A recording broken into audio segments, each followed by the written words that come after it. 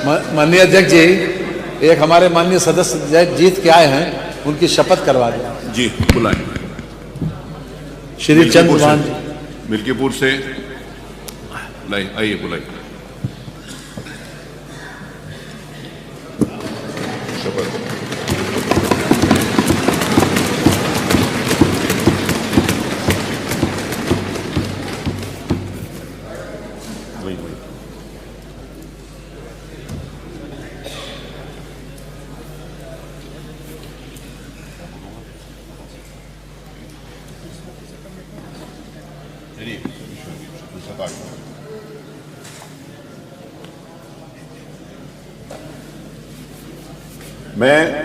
मैं चंद्रभानु पासवान, जो विधानसभा का सदस्य निर्वाचित हुआ हूँ, ईश्वर की शपथ लेता हूँ कि मैं विधि द्वारा स्थापित भारत के संविधान के प्रति सच्ची श्रद्धा और निष्ठा रखूँगा। मैं भारत की प्रभुता और अखंडता अक्षुण्ण रखूँगा तथा जिस पद को मैं ग्रहण करने वाला हूँ उसके कर्तव्यों का श्रद्धापूर्वक निर्वहन करूँगा। बधाई।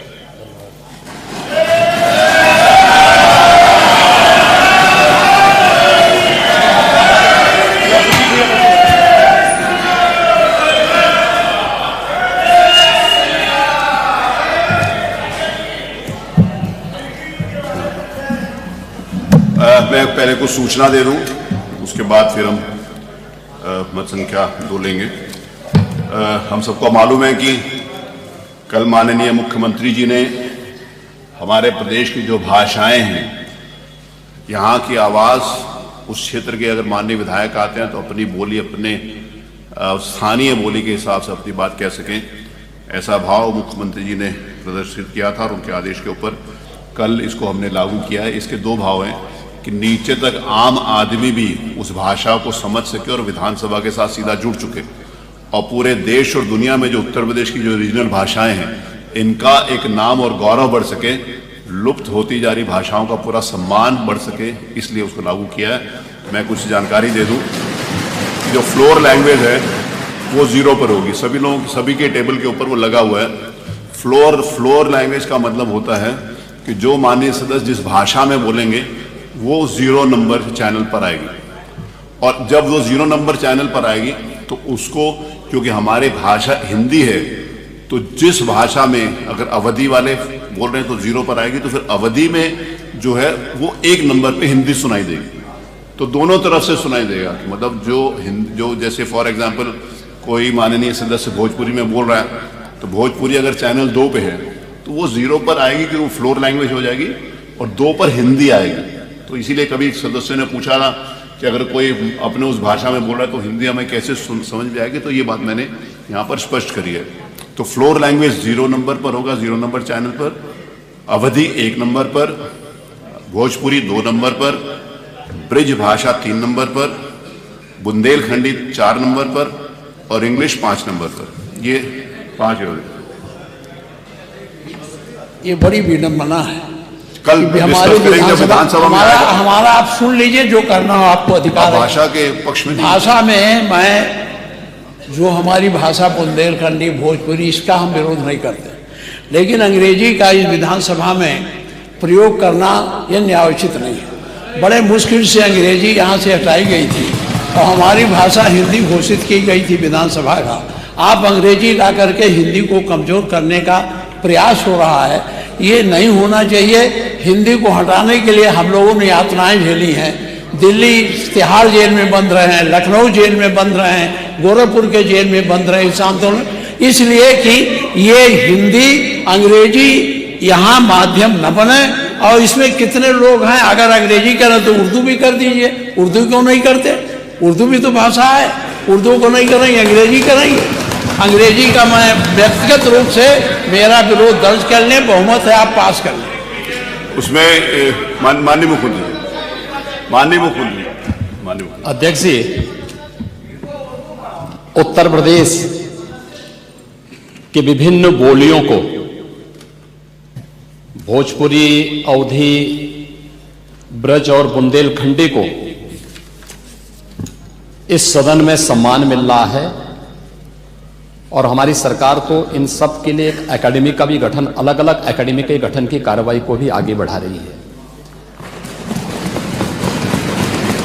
ये सभी हिंदी की उपभाषाएं हैं, यानी हिंदी की बेटियां हैं। भाषा की समृद्धि के आधार हैं और हमें इसका स्वागत करना चाहिए। ये सदन साहित्य केवल विशुद्ध साहित्यिक और व्याकरण से के विद्वानों की नहीं है, आम जन का प्रतिनिधित्व करने वाले माननीय सदस्य समाज के विभिन्न तबके से आए हैं। अंतिम पायदान पर बैठे हुए व्यक्ति की आवाज को भी इस सदन में मुखरता मिले, इसके लिए अगर किसी को हिंदी में वह धारा प्रवाह नहीं बोल सकता तो उसको भोजपुरी में भी अपनी बात को रखने का अधिकार मिलना चाहिए, अवधी में, ब्रज में या बुंदेलखंडी में उसको रखने का अधिकार मिलना चाहिए। ये कौन सी बात हो गई कि भोजपुरी में ना बोले, अवधी में ना बोले, इसका विरोध है, विरोध अंग्रेजी का, बुंदेलखंडी में ना बोले और उर्दू की आप वकालत कर रहे हैं। ये बड़ी विचित्र बात है। आप मुझे बताइए, मैं इसीलिए कहता हूं कि आप समाजवादियों का चरित्र ही इतना दोहरा हो चुका है, इतना दोहरा हो चुका है कि अपने बच्चों को भेजेंगे इंग्लिश पब्लिक स्कूल में और दूसरों के बच्चों को बोलेंगे कि एक गांव के उस विद्यालय में पढ़े जहां संसाधन भी नहीं है। ये दोहरा आचरण और जाकी रही भावना जैसी प्रभु मूर्ति देखी तिन तैसी, यह तो आचरण आप लोगों का है। इसीलिए आपने कल भी भोजपुरी का विरोध किया, अवधी का विरोध किया, बुंदेलखंडी का विरोध किया और आप लोग अपने दैनिक जागरण में, दैनिक जीवन में इस प्रकार के आचरण के आदी हो चुके हैं। और इसलिए अध्यक्ष जी, इसका अभिनंदन हम लोग करते हैं और इन बोलियों को सम्मान मिलना चाहिए। इनके संरक्षण के लिए ही हमारी सरकार भोजपुरी एकेडमी का गठन कर रही है, अवधी एकेडमी का गठन कर रही है संत तुलसीदास जी के नाम पर। इसी के आधार पर ब्रज भाषा इतनी समृद्ध भाषा है।